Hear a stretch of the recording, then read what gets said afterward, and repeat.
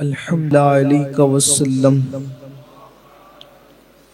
نبی سرور ہر رسول و ولی ہے، نبی سرور ہر رسول و ولی ہے، نبی رازدار معلی علی ہے بے تاب جس کے لیے عرش اعظم، وہ اس راہ روے لامکاں کی گلی ہے۔ تیرے چاروں ہمدم ہے یک جان یک دل، ابو بکر فاروق و عثمان علی ہے۔ تیرے در کا درباں ہے جبریل اعظم، تیرا مدح خواہ ہر رسول و ولی ہے۔ تمنا ہے فرمائے یہ روز محشر، یہ تیری رہائی کی چٹھی ملی ہے۔ شفاعت کرے حشر میں جو رضا کی، شفاعت کرے حشر میں جو ہماری، سوا تیرے کس کو یہ قدرت ملی ہے۔ آج الحمدللہ علی احسانہ ماہ رمضان شریف گزرنے کے بعد پھر ہر جمعہ کو جیسا کہ ہمارا ہفتہ واری اجتماع مکمل تجھ کو احتشام کے ساتھ جاری رہتا ہے، آج پھر سے نئے سال کی حیثیت سے اس کا آغاز ہوا۔ ہمارے اجتماع کا نیا سال عید کے بعد سے ہوتا ہے، اس کی شروعات، اور حسن اتفاق یہ کہ چونکہ ہمارے یہاں پر ایک طریقہ ہے کہ جس بھی جمعہ سے قریب کسی بزرگ کے عرس یا وصال کی تاریخ ہوتی ہے تو ان کی بارگاہ میں ہم خراج عقیدت پیش کرتے ہیں۔ 5 شوال المکرم کو سرکار غریب نواز کے پیر و مرشد شیخ الاسلام والمسلمین قطب الاقطاب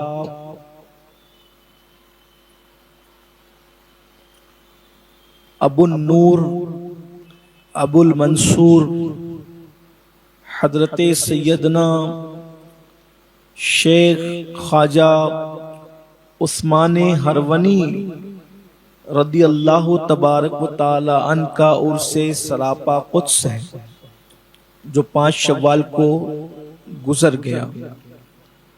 آج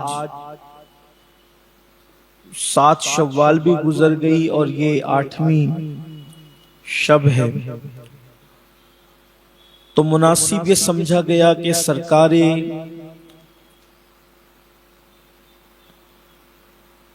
خواجہ عثمان ہرونی رضی اللہ تعالیٰ عنہ کی بارگاہ میں خراج عقیدت پیش کیا جائے۔ ویسے ہمارے اسلاف جن کی زندگیوں سے ہم ناواقف ہیں اور نئی نسل خاص طور پر ناواقف ہے، یہ بڑا نقصان ہے۔ آج کل ایک تصور ہے، ایک خیال ہے، موجودہ دور میں جو لوگ ولی کی حیثیت سے متعارف ہے تو ہماری نئی نسل غوث اعظم کو، غریب نواز کو، بابا فرید کو، خواجہ عثمان ہرونی کو، شیخ شہاب الدین عمر سہروردی کو اسی اینگل سے دیکھتے ہیں کہ جیسے یہ ہے ویسے وہ۔ یعنی آج کل جیسے کہ ہر مرید اپنے پیر کو ولی کہتا ہے، خیر اس کو کہنے کا حق بھی ہے، لیکن ہر نیک بندہ ولی نہیں ہوتا۔ ولایت کے لیے ایک الگ معیار ہے۔ ہر ذکر کرنے والا، ہر تسبیح مصلی کا پابند اللہ کا ولی نہیں ہو سکتا۔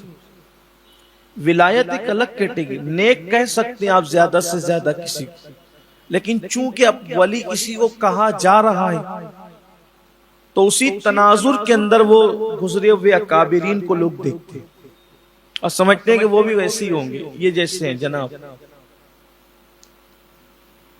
بہت سے لوگ ایسے ہیں کہ لوگ جن کو ولی کہتے ہیں ان کا حال یہ ہے کہ وہ نماز بھی نہیں پڑھتے، انہیں وضو بھی کرنا نہیں آتا، انہیں کلمہ بھی صحیح پڑھنا نہیں آتا۔ آج کل کے لوگوں نے جنہیں ولی مشہور کر رکھا ہے، لیکن یہ جو اولیاء ہیں جن کا ذکر ہم کرتے ہیں، اول چیز تو یہ اپنے وقت کے جتنے بڑے ولی ہیں یہ اپنے دور کے اتنے ہی بڑے علم کے امام بھی ہیں، یعنی یہ لوگ بڑے لوگ ہیں۔ آپ اگر بزرگان چشت کی زندگی کو پڑھیں گے بغور تو حضرت خواجہ مودود چشتی کو ان کے وقت میں شیخ الاسلام کہا گیا، حضرت خواجہ عثمانی ہرونی کو ان کے دور میں شیخ الاسلام کہا گیا، سرکار غریب نواز کو ان کے دور میں ان کے علم کی بنیاد پر شیخ الاسلام کہا گیا، خواجہ قطب الدین بختیار کاکی کو ان کے دور میں ان کے علم کی بنیاد پر شیخ الاسلام کہا گیا۔ یعنی یہ لوگ علم کے ایک عظیم بحر زخار تھے، جبل شامخ تھے اپنے دور کے علم کے عظیم، ایک بڑا پہاڑ جس کو کہتے ہیں بلند پہاڑ۔ علمی صلاحیت ان کی اتنی تھی کہ ان کے دور کے لوگ بھی ان کے سامنے علم کے معاملے میں ٹک نہیں سکتے تھے۔ ولایت بھی تھی، تصرف بھی تھا، کشف بھی تھا، کرامتیں بھی تھی اور علم بھی تھا۔ بلکہ میں جو وہ ترتیب بار گفتگو کرنا چاہتا تھا، لیکن علم کی بات آئیے تو عرض کروں کہ سرکار خواجہ عثمانی ہرونی کو اتنا علم تھا کہ ایک مسئلے میں کچھ اہل ظاہر نے بادشاہ وقت کے کان بھر دیے۔ سما کے مسئلے میں ہمارے مرشد سیدی خواجہ سرکار امیر عبد الواحد بلگرامی رحمت اللہ علیہ اس کو اپنی کتاب سب سنابل شریف میں لکھتے ہیں، جہاں سے میں آپ کے سامنے پیش کر رہا ہوں۔ بزرگان چشت اہل بہشت کا مشرب ہے سما۔ سما کے مسئلے میں بادشاہ کے لوگوں نے کان بھر دیے۔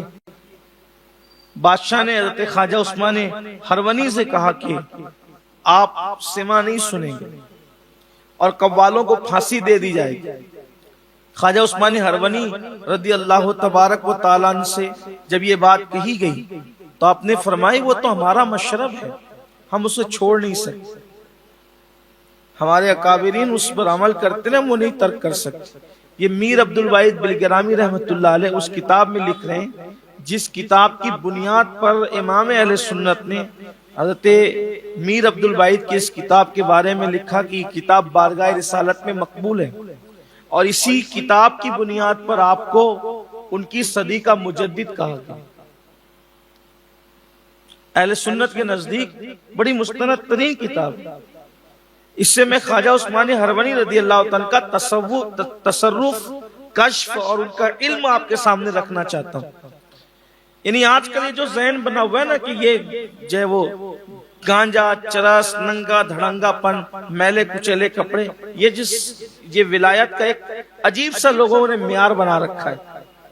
لیکن جنہیں ہم اولیاء کہتے ہیں، ہمارے اکابرین نے اولیاء مانا ہے، ان کا معیار کیا ہے؟ تصرف کے ساتھ، کشف کے ساتھ، علم ظاہر میں وہ کتنی بلندی پر فائز تھے۔ حضرت خواجہ عثمانی ہرونی کو کہا کہ تو آپ نے کہا کہ ہم اس سے جو ہے وہ دستبردار نہیں ہو سکتے، تو کہا ٹھیک ہے پھر کہ اہل علم کی محفل سجے گی، علماء آئیں گے، آپ کو ان کے ساتھ مناظرہ کرنا ہوگا۔ حضرت خواجہ عثمانی ہرونی رضی اللہ تعالیٰ نے جو وہ مناظرے کے لیے ہاں کر لیا، استخارہ فرمایا ہاں کر لیا۔ لیکن جب بادشاہ کے دربار میں پہنچے تو آپ کے پاس علم کے ساتھ تصرف اور کشف بھی تھا، روحانیت بھی تھی۔ جیسے ان پر نظر ڈالی انہیں حروف تہجی تک یاد نہ رہے، الف با تا سا تک وہ بھول گئے جو مناظرہ کرنے آئے تھے، کچھ یاد نہ رہا۔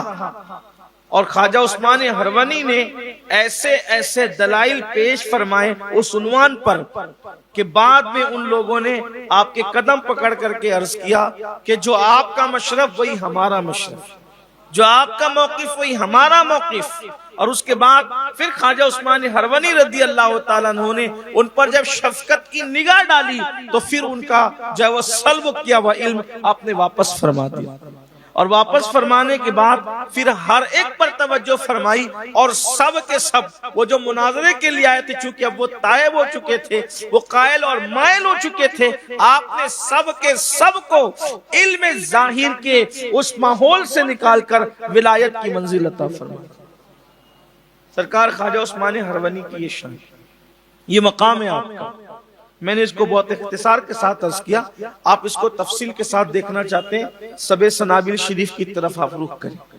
کہتے خواجہ عثمان ہرونی رضی اللہ تعالیٰ مرید ہیں حضرت خواجہ شریف زندنی رضی اللہ تبارک و تعالی، اور بحکم الہی اللہ تبارک و تعالیٰ کے حکموں سے اور ان کے دل پر جو الہام کیا گیا، حضرت خواجہ عثمان ہرونی کو شیخ شریف رضی اللہ تبارک و تعالیٰ نے خلافت اور اجازت سے نوازا، اور آپ کو 4 تر کی ٹوپی پہنے۔ سلسلے کے اندر ٹوپی کی بھی ہمارے یہاں اہمیت ہے۔ اہل ظاہر اس کا مذاق اڑاتے ہیں کہ یہ ایسی ٹوپی اور ویسی ٹوپی، لیکن ہمارے یہاں جو وہ یک تر کی ٹوپی، اور اس کے بعد 2 تر کی ٹوپی، 6 تر کی ٹوپی اور 4 تر کی ٹوپی، 4 قسم کی ٹوپیاں ہیں۔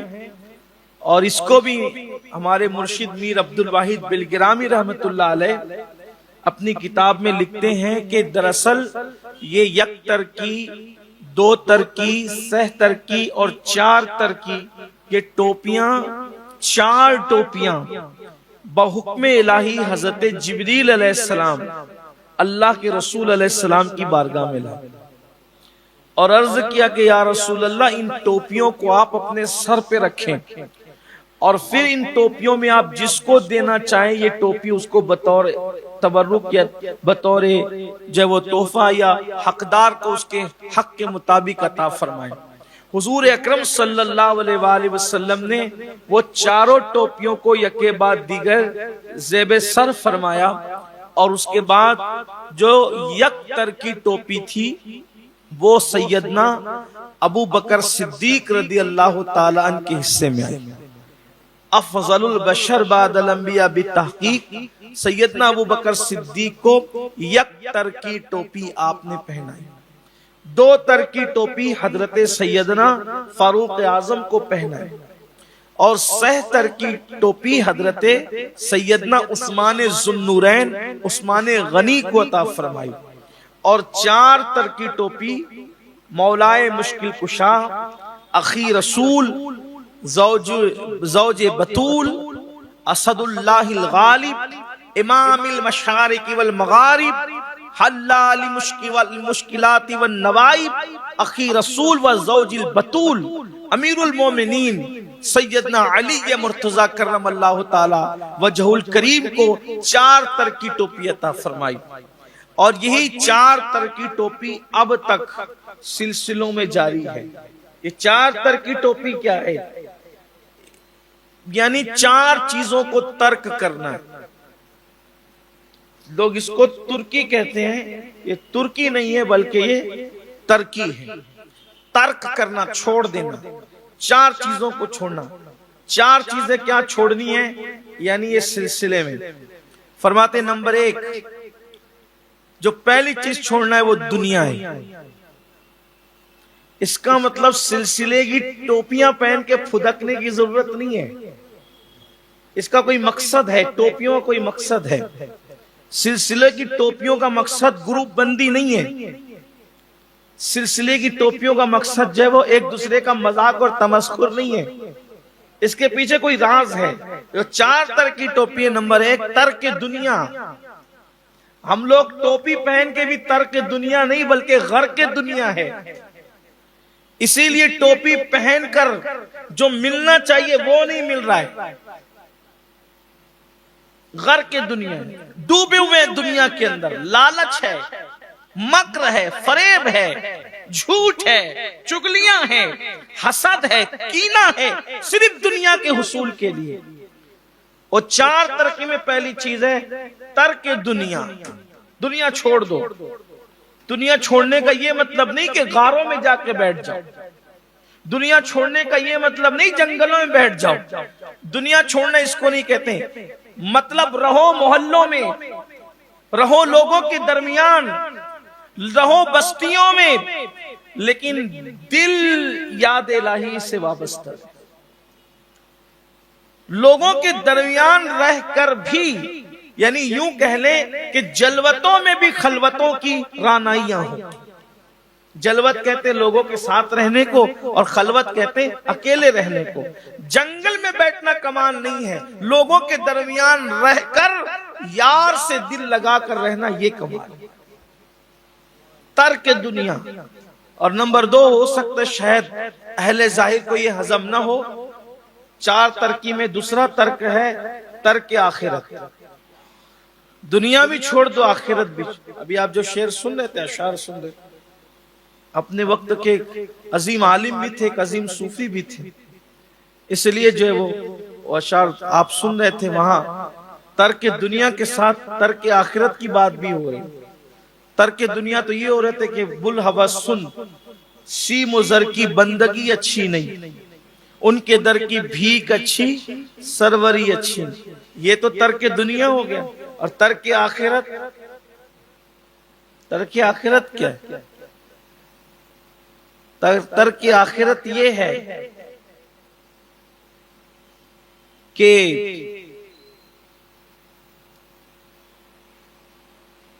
اچھا شعر پڑھا تو انہوں نے، رہنے دیجئے شیخ جی دیوانگی اچھی نہیں. اس کا پہلا مصرع کیا ہے؟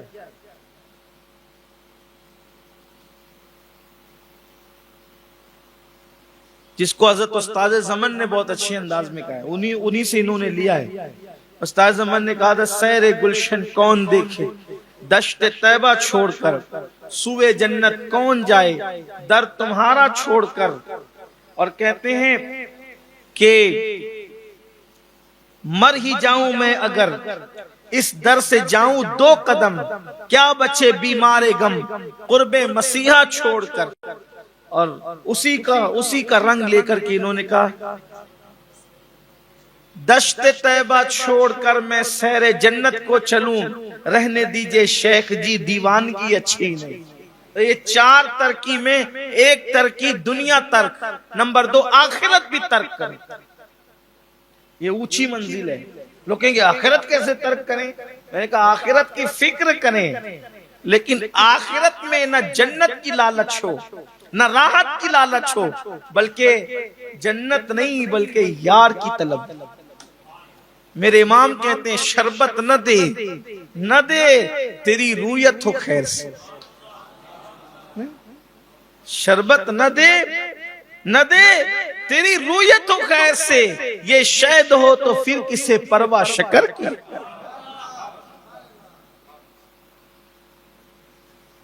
جنت نہ دے تو کرے بات لطف سے، یہ شہد ہو تو پھر کسے پرواہ شکر کی ہے. اندازہ فرمائیں تو ترک دنیا بھی اور ترک آخرت. ترک آخرت کا مطلب یہ نہیں کہ آخرت کی فکر چھوڑ دیں، مطلب یہ ہے ہر وقت یار کا تصور رہے، یار کا خیال رہے، یار کی رضا رہے. جیسا کہ حضرت رابعہ بصری کا وہ واقعہ آپ نے بارہا سنا ہوگا کہ ایک مرتبہ جذب کی کیفیت میں جا رہی ہیں، ایک ہاتھ میں پانی ہے اور دوسرے ہاتھ میں آگ. اللہ والوں کی یہ باتیں لوگوں کو سمجھ نہیں آتی، لوگ اس کا مذاق اڑاتے. میں ان کے لیے ایک بات کہتا ہوں، بہت خوبصورت بات. ایک مرتبہ کچھ لوگ اللہ والوں کی باتوں پر ڈسکس کر رہے تھے. توجہ کرنا بہت خاص بات. آج کل جو یوٹیوب پہ بیٹھ کر کے جو نابالغ محققین جو تبصرے کرتے ہیں اللہ والوں پر، تو ان لوگوں کے لیے میں عرض کرنا چاہتا ہوں، اور جو ان کے فالوور ہیں نابالغ محققین کے، ان سے میں مؤدبانہ گزارش کرنا، کوئی غصے میں نہیں کہہ رہا ہوں، کہ یہ ان کو سمجھ میں نہیں آیا، یہ کرامت سمجھ میں نہیں آئی، وہ ان کو ولی کی کرامت شرک لگ گئی اور اس پہ ان کو کفر لگ گیا. یہ ان کو بیچاروں کو شعور ہی کیا ہے. اس لیے کہ ظاہر سی بات ہے کہ جن کی عقل جتنی ہوتی ہے وہ اتنی بات کرتے ہیں، لیکن ہم تو یہ کہتے ہیں کہ اگر ہمارے ولی کی یہ شان ہے تو جو تو بیان کر رہا ہے اس سے بڑھ کر ہمارے ولی کی شان، ہمارے بزرگوں کی شان یہ ہے. ہاں تو کچھ لوگ ڈسکس کر رہے تھے اولیاء کے اقوال پر اور ان کی باتوں پر. ایک واقعی فرزانہ آیا کہ جس کی تحقیق جو ہے وہ ان نابالغ محققین کی طرح نہ تھی. اس نے کہا اللہ والوں کی باتوں پہ، اللہ کے دوستوں کی باتوں پہ تم ڈسکس کر رہے ہو، یہ کہہ دیا وہ کہہ دیا. یہ جو کتے بھونک رہے یہ کیا کہہ رہے ہیں، یہ بتاؤ، یہ کیا بول رہے ہیں ذرا بتاؤ. بولے یہ کیا بول رہے ہیں ہمیں نہیں پتا، ہمیں سمجھ نہیں آتا، ہماری بولی ہمارے دماغ سے بہت بلند ہے ان کی بولی. تو کہا اتنی رذیل مخلوق کی بات جب بات تم سمجھنے کی اوقات نہیں رکھتے تو اللہ کے دوستوں کی بات سمجھنے کی تمہاری اوقات کیا؟ اللہ والوں کی شان یہ ہے. اللہ والوں کی شان سمجھنے کے لیے بھی اللہ والا بننا پڑتا ہے. اللہ والوں کو پہچاننے کے لیے بھی اللہ والا بننا پڑتا ہے. جو دنیا والا ہوگا وہ اللہ والے کو کیسے پہچان سکتا ہے؟ اسی لیے تو فرمایا کہ ولی کو ولی پہچانتا ہے، اولیاء کو اولیاء پہچانتے. یہ اللہ کے لشکروں میں سے لشکر ہے جن کی شان یہ ہے، اللہ کی عزت کی قسم ان کی شان بیان نہیں کی جا سکتی، اس لیے کہ ان کا انتہائی مقام یہ ہے کہ یہ اللہ کے دوست ہیں، اللہ ان کا ہے اور یہ اللہ والے ہیں. ان کی شان یہ ہے. تو رابعہ کے بارے میں بھی لوگ ڈسکس کرتے ہیں کہ ایسا کیا اور ویسا کیا. کہا محبوب کے مقام پر پہنچ کر تو دیکھ، دوستی کی لذت حاصل کر کے تو دیکھ، جب تجھے پتا چلے گا کہ یہ کیا شان والے لوگ ہیں.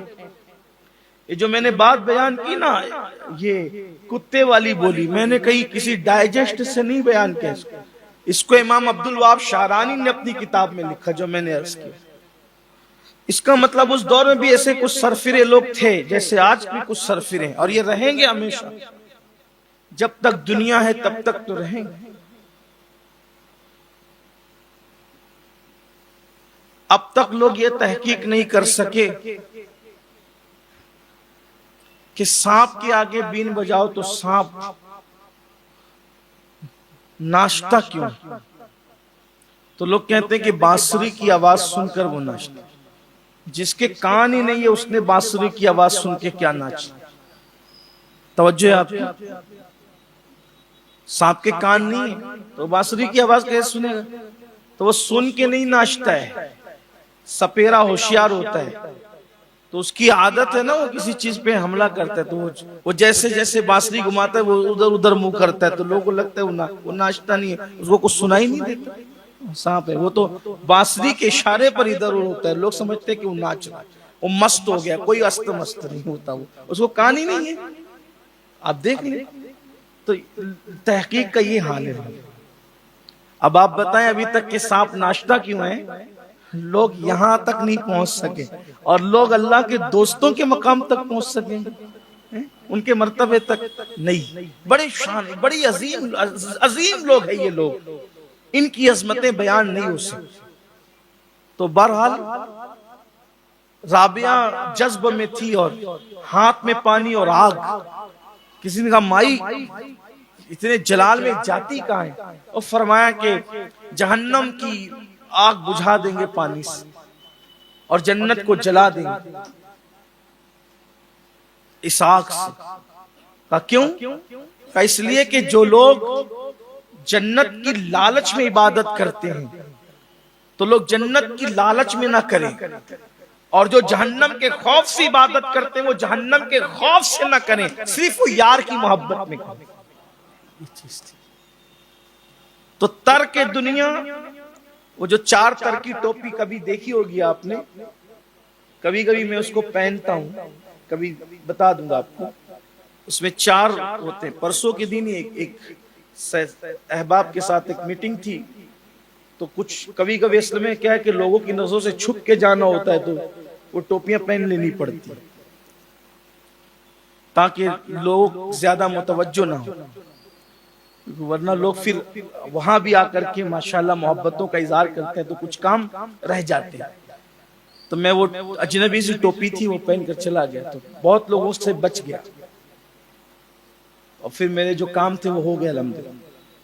خیر مجھے ملنے میں کوئی آر نہیں ہے، بلکہ مجھے ملنے میں پیار ہے، مگر کئی کچھ کام تھوڑے سے ڈسٹرب ہو جاتے ہیں، لیکن اللہ کا شکر ادا کرتے ہیں، اس پہ شکایت نہیں کرتے، محبتیں آپ لوگوں کی۔ تو کبھی وہ ٹوپی بتا دیں گے آپ کو 4 تر کی ٹوپی کیسی آتی ہے، لیکن ہم نے تو بس ایسی بزرگوں کی نقل میں پہنا تھا، ہم نے کچھ ترک ورک کیا نہیں۔ اللہ سے دعا کرتے ہیں کہ اللہ کرے ترک کر دے۔ تو ترک دنیا ترک آخرت۔ نمبر 3، ترک نوم، ترک نوم اور ترک غذا، یعنی کہ کھانا بھی چھوڑ دو اور سونا بھی چھوڑ دو، یہ تیسرا ترک۔ اور نمبر 4، ترک نفس اور ترک خواہش، نفس اور خواہش یہ بھی چھوڑ۔ یہ 4 چیزیں ترک کرتے ہیں تو خواجہ عثمان ہروانی کہتے ہیں میرے مرشد نے فرمایا آدمی 4 ترکی ٹوپی پہننے کے قابل ہو، پیر کی دیوی ٹوپی پہننے کے قابل۔ اب آپ خواجہ عثمان ہروانی کی زندگی دیکھیں گے تو 4 دن 5 دن کے بعد آپ 3 لقمے کھاتے تھے، بس 4-5 دن کے بعد 3 لقمے کھاتے، اور کبھی 4، اور بہت زیادہ جس دن کھاتے تھے اس دن 5 لقمے کھاتے۔ یہ 5 لقمہ اپنا نہیں، مالیگاؤں والوں کا۔ ہاں، ایک لقمے کے اندر پوری ایک بوٹی پہلے اندر چھپ جاتی ہے، اور پھر جو چاول اور روٹی کا جو ہلکا ہوتا ہے وہ ہلکا نہیں، بہت بھاری ہوتا ہے۔ یہ اس لیے کہ ہم آپ کے درمیان رہتے ہیں تو دیکھتے بھی رہتے ہیں، اور ظاہر سی بات ہے کہ آنکھیں ہیں تو نظر تو بات آتی ہے۔ لقمے چھوٹے ہونے چاہیے، اتنے نہیں ہونے چاہیے کہ گر جائے۔ کچھ لوگوں کا کھاتے وقت گر جاتا ہے، کھانے نے بھاگ کے کہاں جانے۔ اچھا، لوگ یہ سمجھتے ہیں کہ زیادہ کھائیں گے تو زیادہ جیئیں گے، اس لیے لوگ کھانے کے معاملے میں بہت زیادہ بے باک ہیں، بہت کھاتے ہیں۔ رمضان شریف میں روزہ رکھنے کے بعد بھی لوگوں کا وزن بڑھتا ہے۔ مطلب کیا ہے؟ مطلب یہ ہے کہ افطار کے بعد سے وہ سوچتے ہیں کہ سحری تک صرف کھانا ہے، اس لیے وہ تراویح میں بھی زیادہ تر نظر نہیں آتا الا ماشاءاللہ۔ بات یاد رکھنا، اگر زیادہ جینا ہے تو زیادہ کھانا چھوڑ۔ جب سے ہم زیادہ کھانے لگے ہیں تب سے آپ دیکھیں کہ عمریں کم ہونے لگی۔ جب تک کہ لوگ کم کھاتے تھے 80 سال کے اوپر ہی جیتے تھے۔ دیکھ لیں آپ اکثر اولیاء کی زندگی دیکھ لیں، سب کی عمر لمبی ہوئی، اکثر و بیشتر۔ بہت کم اولیاء اللہ گزرے جن کی عمر کم ہوئی۔ دیکھیں آپ سرکار غوث پاک 90 سال سے زیادہ، سرکار غریب نواز 90 سال سے زیادہ، خواجہ عثمان ہروانی 80 سال سے زیادہ۔ آپ دیکھتے چلیں، سرکار محبوب الہی 80 سال سے زیادہ، سرکار بندہ نواز گیسو دراز 100 سال سے اوپر، مخدوم اشرف جہانگیر سمنانی 100 سال سے اوپر۔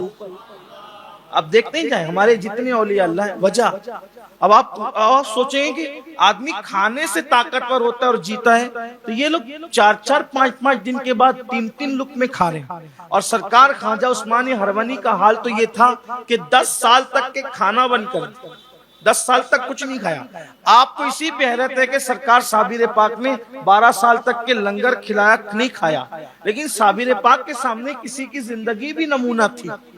حضرت خواجہ عثمان ہروانی نے 10 سال تک کچھ نہیں۔ اچھا، سرکار صابر پاک نے تو کھایا نہیں لیکن پانی ضرور پیا، لیکن خواجہ عثمان ہروانی کا حال یہ تھا کہ جن 10 سالوں میں آپ نے کچھ نہیں کھایا، ان میں آپ 4 دن کے بعد پانی کا ایک کلی منہ میں ڈالتے تھے، اور اس کے بعد آسمان کی طرف نظر اٹھا کر کہتے تھے مولا یہ نفس مجھے بے چین کرتا ہے کھانے پینے کے لیے، اور وہ کلی پھر تھوک دیتے تھے۔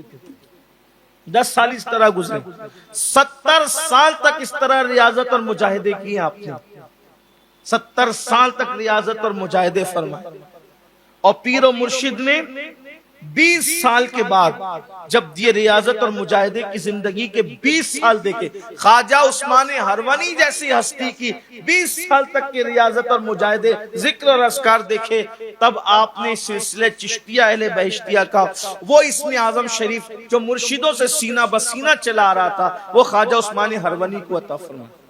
اور خواجہ عثمان ہروانی رضی اللہ تعالیٰ عنہ اللہ کے ان مقبول اور محبوب بندوں میں سے ہے کہ جب بھی آپ نماز ادا فرماتے تھے، 5 وقت نماز کا معمول یہ تھا کہ جب بھی خواجہ عثمان ہروانی نماز سے فارغ ہوتے تو فارغ ہونے کے بعد ندا آتی، غیبی ندا آتی، عثمان ہم نے تیری عبادت کو قبول کر لیا ہے، اب بتا تو کیا چاہتا ہے، کیا مانگتا ہے، مانگ.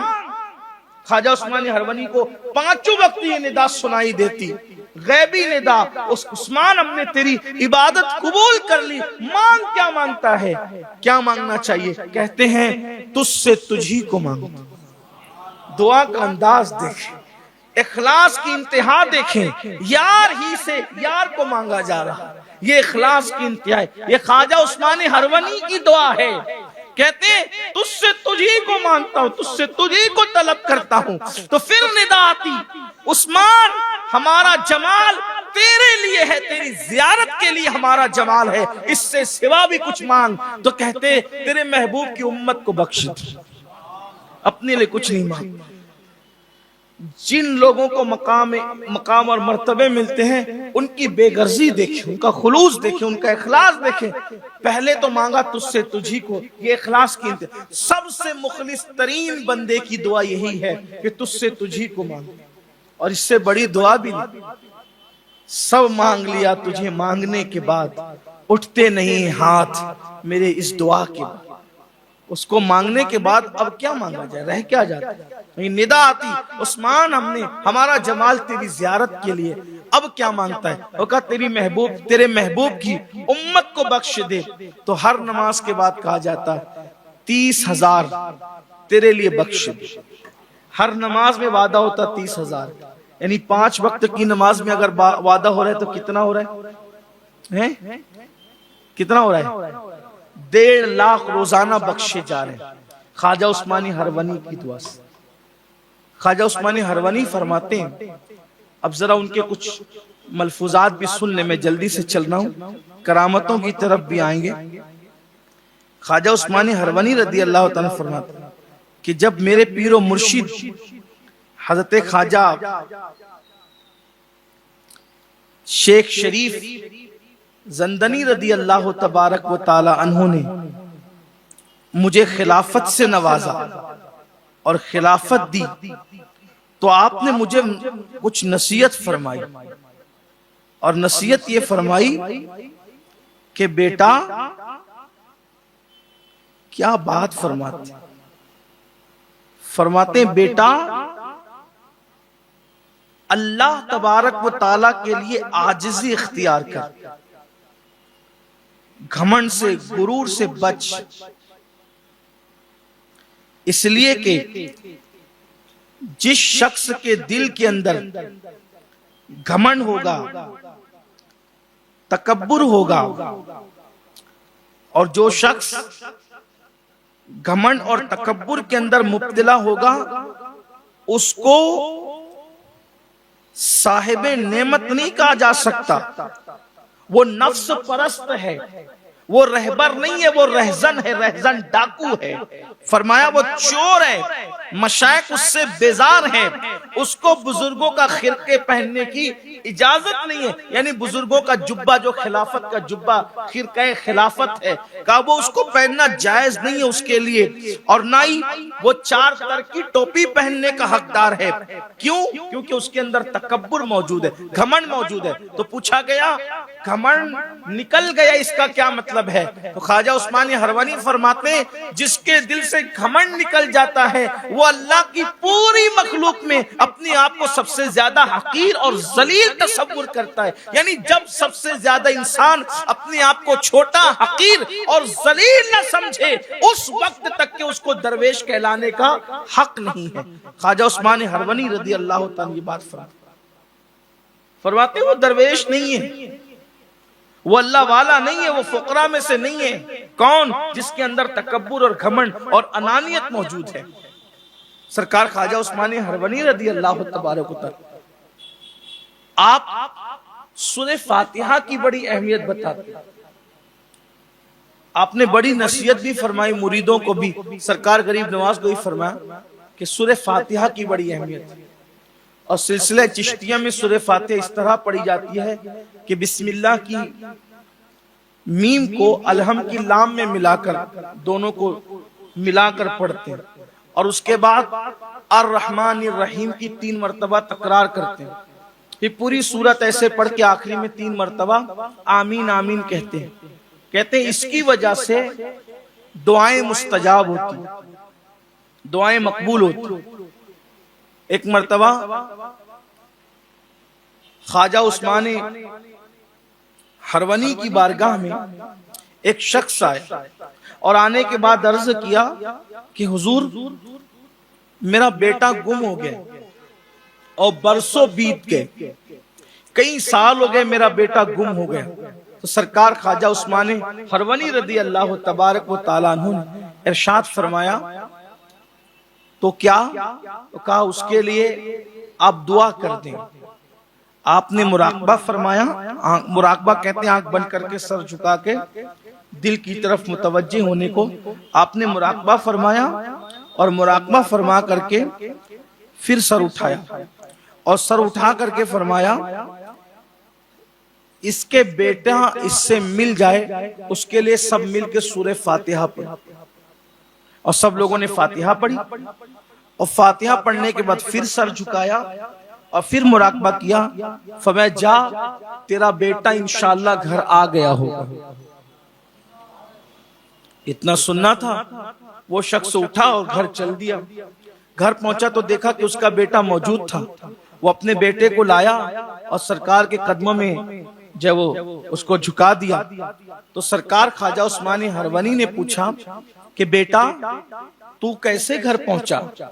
تو اس نے بتایا حضرت مجھے دیو اٹھا لے گیا، مجھے دیو اٹھا لے گیا تھا اور ایک جزیرے کے اندر، ایک جزیرے کے اندر، جزیرے میں مجھے اس نے زنجیروں سے قید کر دیا.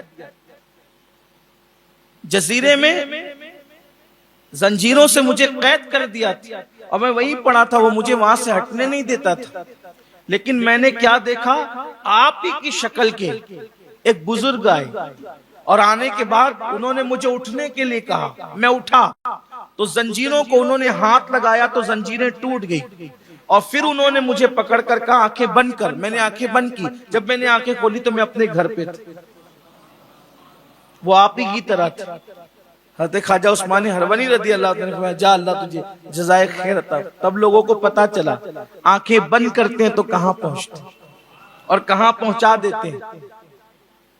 شیخ زکریہ کاندھلوی جنہوں نے فضائل اعمال لکھی، تبلیغی جماعت کا نصاب جنہوں نے لکھا ہے، وہ اپنی کتاب تاریخ مشائخ چشت میں سرکار خواجہ عثمان ہرونی کا ذکر اس طرح کرتے ہیں. ان کے حوالے سے اس لیے عرض کر رہا ہوں کہ جو ان کے ماننے والے ہیں ان کو ہی پتا چلے کہ اولیاء اللہ ہمارے اسلاف وہ ہیں جن کی تعریف سب نے کی. لیکن کبھی کبھی انسان تعصب کی بنیاد پر اللہ والوں کو نظر انداز کرتا ہے، اللہ والوں کی بے عزتی کرتا ہے، ان کے بارے میں غلط سلط الفاظ کہتا ہے. تو شیخ زکریا جن کی تبلیغی نصاب پڑھی جاتی ہے ان کی وہی ایک کتاب نہیں ہے، ان کی اور بھی کتب ہیں. اس میں سے ایک کتاب ہے مشائخ تاریخ مشائخ چشت، آپ اس کی طرف دیکھ سکتے ہیں. اس میں انہوں نے لکھا ہے، شیخ زکریا لکھتے ہیں، توجہ کریں کیا لکھتے ہیں. حوالہ اس لیے پڑھ رہا ہوں کہ ہو سکتا ہے کلپ کٹ کر سب تک پہنچے، تو حوالے کے ساتھ پہنچے تو اچھا، تو لوگوں کو رجوع کرنے میں آسانی، تھوڑی آسانیاں پیدا ہو جائیں۔ وہ لکھتے ہیں اپنی کتاب میں کہ ایک دن خواجہ عثمان ہرونی کے ایک مرید کا انتقال ہو، یہ شیخ زکریا لکھ رہے ہیں، خواجہ عثمان ہرونی کے مرید کا انتقال ہو گیا۔ اس کا مطلب کوئی کسی کا مرید ہو سکتا ہے، تبھی تو مرید کا انتقال لکھا۔ اب مرید کا انتقال ہو گیا تو اسے قبر میں دفن کر دیا گیا۔ ایک ایک جملے پہ آپ کی توجہ چاہتا ہوں، میرے پاس تاریخ مشائخ چشت شیخ زکریا کاندلوی کی پی ڈی ایف میں موجود ہے، آپ کہیں گے تو میں اس کا صفحہ آپ کو بھیج سکتا ہوں۔ یعنی آپ جس مسلک حق کا اہل سنت و جماعت پر ہو، اس کی تائید ہر طرف سے کہیں نہ کہیں سے بالکل ایسے ہی نکلتی ہے جیسے پھول کی خوشبو یا عطر کی شیشی میں عطر کو لاکھ دبانے چھپانے کے بعد بھی کہیں نہ کہیں سے عطر اپنے وجود کا اظہار جیسے کرتا ہے، ویسے عقیدہ حق اہل سنت و جماعت کے خوشبو کا اظہار ہمیشہ کہیں نہ کہیں سے کسی نہ کسی رنگ، کسی نہ کسی ڈھنگ، کسی نہ کسی شکل و صورت میں ہوتی ہوئی نظر آتی ہے۔ یہ آپ کے اہل سنت و جماعت کے عقیدہ حقہ کی یہ شان ہے۔ حق وہ ہے جس کو چھپایا جائے تو وہ نہ چھپے بلکہ وہ اپنا اظہار کرے۔ حق وہ ہے جو سر چڑھ کے بولتا ہے، حق وہ ہے جس کا اعتراف مخالف کو ہی کرنا پڑتا ہے۔ شیخ زکریا لکھ رہے ہیں کہ سرکار خواجہ عثمان ہرونی کے مرید کا انتقال ہو گیا، قبر میں اسے دفن کر دیا۔ کسی صاحب کشف نے مراقبہ کیا تو کیا دیکھا کہ خواجہ عثمان ہرونی کے مرید کی قبر میں عذاب کے فرشتے آئے۔ ظاہر سی بات ہے عثمان ہرونی کے مرید کے زمانے میں جو بھی بندہ ہوگا وہ نبی تو نہیں ہوگا، وہ نبی تو نہیں ہوگا نا۔ اب آپ اندازہ فرمائیں جب ولی اتنا پاورفل ہو سکتا ہے کہ وہ منو مٹی کے نیچے عذاب کا فرشتہ بھی دیکھ رہا ہے، میت بھی دیکھ رہا ہے، قبر بھی دیکھ رہا ہے، جب ولی کے دیکھنے کی یہ شان ہے تو نبی کے دیکھنے کی شان کیا؟ بھئی جب ولی قبر کے اندر دیکھ سکتا ہے تو نبی کے بارے میں پھر یہ کیسے کہ وہ دیوار کے پیچھے ہی خبر نہیں رکھتا؟ یہ تو بات ہے نا، اس لیے کہ ولی کا جتنا بھی آپ ان کی شان، عظمت، کرامتیں کچھ بھی آپ لے لیں، وہ سب کے سب فیضان نبوت، حضور کا فیضان۔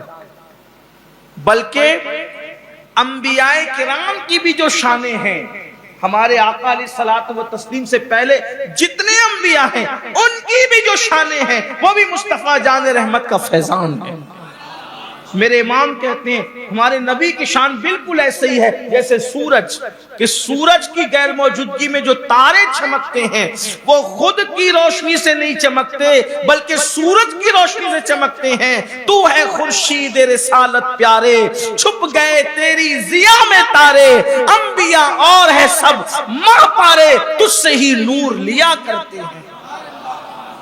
سب تو حضور کے نور کی رعنائیاں ہیں، تو جب انبیاء ان کے نور سے چمک رہے ہیں تو حضور کی امت کے اولیاء ان کے نور کی خیرات کیوں نہ پائیں؟ سب انہی کا صدقہ ہے۔ تو بہرحال عرض یہ کر رہا تھا کہ شیخ زکریا لکھ رہے ہیں کہ خواجہ عثمان ہرونی کے مرید کا انتقال ہوا، تدفین کے بعد کسی نے کشف کے ذریعے سے دیکھا کہ عذاب کے فرشتے آئیں، اور قبر میں یہ بھی دیکھا کہ خواجہ عثمان ہرونی بھی تشریف لائے۔ اس کا مطلب اگر عثمان ہرونی جیسا پیر ہو تو پیر قبر میں آتا ہے۔ اب آپ بتائیں جب پیر آ سکتا ہے تو پیران پیر، اور جب پیران پیر کی یہ شان ہے تو پھر ان کے جد کریم کی شان کا عالم ہے۔ بات یہ ہے نسبت ایسی مضبوط ہونی چاہیے۔ عثمان ہرونی تک تو آپ متفق ہو گئے نا کہ قبر میں آتے ہیں، ہاں تو جب سرکار عثمان ہرونی کی یہ شان ہے تو جس کے ہاتھوں سے ولایت تقسیم ہوتی ہے اس غوث الاغواس، قطب الاقطاب، غیاث الکونین، سیدنا شیخ عبد القادر جیلانی کی شان کا عالم کیا؟ بات تو ہے نا، کوئی سالک ہے یا واصل ہے یا غوث، وہ کچھ بھی ہے تیرا سائل ہے یا غوث، تو اپنے وقت کا صدیق اکبر، غنی و حیدر و عادل ہے یا غوث، ہزاروں تابعی سے تو فضوتر، یہ طبقہ مجملاً فاضل ہے یا غوث۔ شان تو ہے پھر ہے۔ تو کہا کہ خواجہ عثمان ہرونی آئے، اب کس طرح آئے، کیا آئے، انہوں نے کوئی بحث نہیں لکھی، لیکن اتنا ضرور لکھا کہ فرمایا کہ یہ میرا مرید ہے، اور اس کے بعد وہ لکھتے ہیں کہ ان کی نسبت سے، ان کے توسط سے وہ عذاب ٹال دیا گیا، عذاب دور کر دیا گیا، یہ انہوں نے لکھا ہے سرکار۔ اور پھر کہتے ہیں یہ پورا واقعہ لکھنے کے بعد، شیخ زکریا یہ پورا واقعہ لکھنے کے بعد پھر کہتے ہیں کہ اس کو بیان کیا ہے حضرت خواجہ معین الدین چشتی رضی اللہ تبارک و تعالی۔ کہتے ہیں کہ قبر میں عذاب کے فرشتے آئے تو حضرت شیخ عثمان ہرونی بھی تشریف لائے۔ جملہ غور کریں، میں پورا جملہ پڑھ کے اس کو سنا رہا ہوں۔ کہتے ہیں جب عذاب کے فرشتے آئے کسی جرم کی وجہ سے تو شیخ خواجہ عثمان ہرونی بھی تشریف لائے اور عرض کیا کہ مجھ سے تعلق رکھنے والا ہے، تو حضرت کی سفارش سے اس کا عذاب ملتوی ہو گیا۔ اب یہاں پر میں شیخ صاحب کی اس عبارت پر بس اتنا، حالانکہ ہماری کتب میں بھی لکھا ہوا ہے، ہم تو بولتے ہی رہتے ہیں، ہم تو ہیں ہی دیوانے لوگ، لیکن میں فرزانوں کی بات پیش کر کے یہ عرض کرنا چاہتا ہوں، مطلب شیخ صاحب یہ بتانا چاہ رہے ہیں یا یہ مانا جا رہا ہے کہ شیخ صاحب کہتے ہیں خواجہ عثمان ہرونی آئے۔ اب عثمان ہرونی کا مزار کہاں؟ مکۃ المکرمہ میں جنت المالا کے اندر، توجہ فرمائے، ٹھیک وصال ہو چکا، وصال ہو چکا مکۃ المکرمہ میں مزار، اور اس کے بعد خواجہ عثمان ہرونی اپنے مرید کے مزار میں بھی، اپنے مزار میں بھی، مرید کے مزار میں بھی۔ اگر کوئی یہ کہتا نہیں وصال نہیں ہوا تھا، حیات تھے، تو میں کہا پھر ہرون میں تھے، اور اگر ہرون میں نہیں تھے تو مکہ میں تھے، اس لیے کہ دو میں سے کوئی ایک جگہ پر ہے، کیونکہ آپ پہلے ہرون رہتے تھے، پھر ہجرت کر کے آپ چلے گئے مکۃ المکرمہ، تو یا ہرون میں تھے یا مکہ میں تھے۔ اگر زمین کے اوپر تھے تو قبر میں تشریف لائے، اور اگر قبر ہی میں تھے تو بھی قبر میں تشریف لائے۔ اس کا مطلب یہ ہے کہ عثمان ہرونی کو یہ بتایا کس نے کہ عذاب میں مبتلا ہے آپ کا مرید، کس نے بتایا؟ کون گیا؟ اب آپ مجھے بتائیں۔ اس کا مطلب یہ ہے ادھر مرید مصیبت میں مبتلا ہوا، ادھر عثمان ہرونی کو خبر ہو گئی، اور جیسے خبر ہوئی عثمان ہرونی فوراً تشریف لائے۔ تو جب مرید کی مصیبت پر پیر تشریف لا سکتا ہے تو پھر امتی کی مصیبت پر رسول اللہ کی آمد کیوں نہیں ہو سکتی؟ اللہ اکبر، اللہ اکبر۔ اور پھر عثمان ہرونی جیسے کہ ایک جملے پر کہ یہ مجھ سے تعلق رکھتا ہے، آپ کی سفارش سے عذاب قبر دور ہو گیا۔ جب پیر کی سفارش سے عذاب قبر دور ہو گیا، رسول اللہ کی سفارش کی شان کا عالم کیا ہوگا؟ یہ انہوں نے لکھا ہے۔ اس کا مطلب یہ خواجہ عثمان ہرونی کی شان یہ ہے، اس شان کے مالک ہے۔ اور بھی بڑی شانیں آپ کی ہے، اور بڑا مشہور سا واقعہ، اب میں اس کو چھوڑ رہا ہوں، ٹائم پورا ہو گیا، آج اب اس کو بیان نہیں کرتا۔ اخیر میں سرکار خواجہ عثمان ہرونی رضی اللہ تبارک و تعالی، آپ کے ملفوظات ہیں جس کو جمع کیا ہے سرکار خواجہ غریب نواز رضی اللہ۔ ویسے تو میں یہ مانتا ہوں اور میرا عقیدہ خواجہ عثمان ہرونی کے لیے ہے کہ جس کا مرید اتنا بے مثال ہو وہ پیر کتنا بے مثال ہوگا۔ اگر ساری زندگی خواجہ عثمان ہرونی کی شان بیان نہ بھی کی جائے، اتنا کہہ دیا جائے کہ وہ ہمارے مرشد سرکار غریب نواز کے پیر و مرشد ہیں، تو ان کی شان کیا؟ جس نے 90 لاکھ کو ایمان کی دولت عطا کی، جس نے ہند کو دارالاسلام بنا دیا، جس نے ہند والوں کو اللہ و رسول کی معرفت عطا کر دی، ایسا معین الدین جہاں سے ملا ہے اس کو عثمان ہرونی کہتے ہیں۔ بلکہ حسن کو معین الدین بنانے والی ذات کا نام ہے خواجہ عثمانی ہروانی رضی اللہ تعالی۔ سرکار غریب نواز کہتے ہیں مجھے نفلی عبادتوں سے وہ مرتبہ نہیں ملا، یہاں نوجوانوں سے میری خاص گزارش، باپ کی خدمت نہیں کریں گے، ماں کی خدمت نہیں کریں گے، استاد کی خدمت نہیں کریں گے، پیر کی خدمت، آج کل کے نوجوانوں میں نہ بچوں میں نہ بچیوں میں خدمت کا جذبہ نہیں۔ حضرت خواجہ غریب نواز بابا قطب الدین بختیار کاکیو کہتے ہیں کہ بیٹا بختیار، بابا قطب، جس کو جو ملا ہے خدمت کی وجہ سے ملا۔ فرمایا مجھے جو مرتبے ملے ہیں وہ نفلی عبادتوں سے نہیں ملے، میں اپنے پیر و مرشد کا بستر سر پہ لے کر کے برسوں گھومتا رہا، اس خدمت کے صلے میں اللہ نے مجھے یہ مقام عطا تو، اور جس کو جو ملے گا خدمت سے ملے گا۔ آج ہمارے پاس سب ہے، خدمت نہیں۔ آج کل کے لڑکے ایسے نہیں ہیں کہ باپ کا جوتا سیدھا کرے نہیں، استاد کی جوتیاں سیدھی کرے نہیں، بلکہ استاد کی جوتیاں دیکھ کر وہ بھاگ جائیں، یہ حال ہے۔ باپ کی جوتیاں دیکھ کے بھاگ جائیں، باپ کی جوتیاں سیدھی کرنے میں انہیں شرم آتی، ماں باپ کی خدمت کرنے میں شرم آتی، بزرگوں کی خدمت کرنے میں شرم۔ جس کو جو ملا بزرگوں کی خدمت سے، آپ دیکھ لیں اگر یہ ایک عنوان کے تحت گفتگو کی جائے، صحابہ سے لے لیجیے، صحابہ سے لے، اللہ کے رسول نے فرمایا، یہ بھی سب سنابل اتفاق سے، شاید میر صاحب کا فیضان آج چھما چھم برس رہا ہے، اس لیے میر صاحب کی سب سنابل ہی آج زبان پر زیادہ آ رہی ہے۔ میر صاحب نے یہی لکھا جے وہ آقا فرماتے ہیں ابو بکر کو جو مقام ملے ہیں نفل عبادتوں کی وجہ سے نہیں ملے، بلکہ اس کی دل کی کیفیت سے ملے۔